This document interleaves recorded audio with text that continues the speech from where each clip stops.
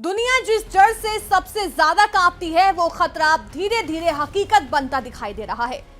दरअसल रूस और अमेरिका के बीच एक बार फिर वही पुराना परमाणु तनाव लौट आया है और इस बार मामला किसी बयानबाजी तक सीमित नहीं, क्योंकि अब दोनों महाशक्तियां अपने अपने घातक हथियार मैदान में उतार चुकी हैं। एक तरफ रूसी राष्ट्रपति व्लादिमीर पुतिन लगातार न्यूक्लियर वेपन्स का परीक्षण करवा रहे हैं, तो दूसरी तरफ अमेरिका ने भी जवाब में अपने हथियारों का बॉक्स खोल दिया है।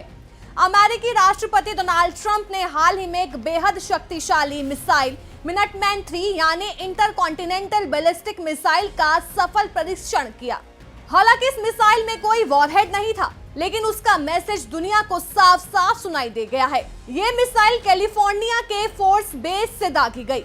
ग्लोरी ट्रिप 254 नाम के इस मिशन का मकसद था अमेरिकी आईसीबीएम सिस्टम की विश्वसनीयता, सटीकता और जवाबी हमले की तैयारी को परखना।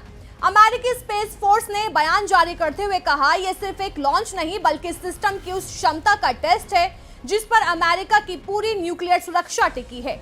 अब जरा इसकी रेंज सुनिए। इसकी रेंज है 13,000 किलोमीटर, यानी ये मिसाइल सीधे रूस या चीन जैसे देशों तक पहुंच सकती है। और यही वजह है कि एक्सपर्ट्स का कहना है कि ये टेस्ट रूस की अनलिमिटेड रेंज वाली मिसाइलों का सीधा जवाब था। दरअसल अमेरिका की ताकत उसके न्यूक्लियर ट्राइड पर छिपी है।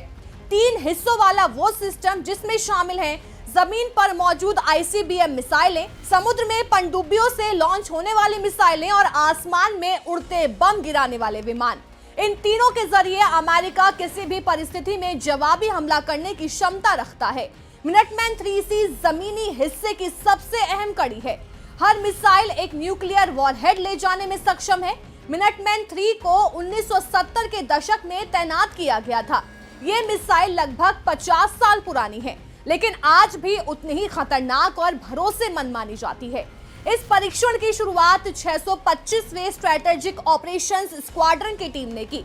उन्होंने मिसाइल को एयरबॉर्न लॉन्च कंट्रोल सिस्टम से ट्रिगर किया, यानी हवा में उड़ते कंट्रोल स्टेशन से। इससे ये जांचा गया कि बैकअप कमांड सिस्टम सही तरह काम कर रहा है या फिर नहीं।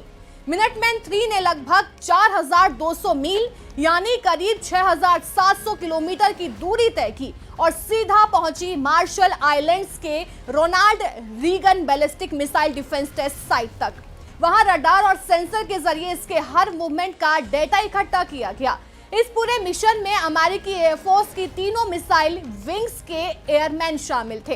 ट्रंप ने कुछ समय पहले कहा था कि जब रूस, चीन और पाकिस्तान जैसे देश परमाणु परीक्षण कर रहे हैं तो अमेरिका पीछे नहीं रहेगा।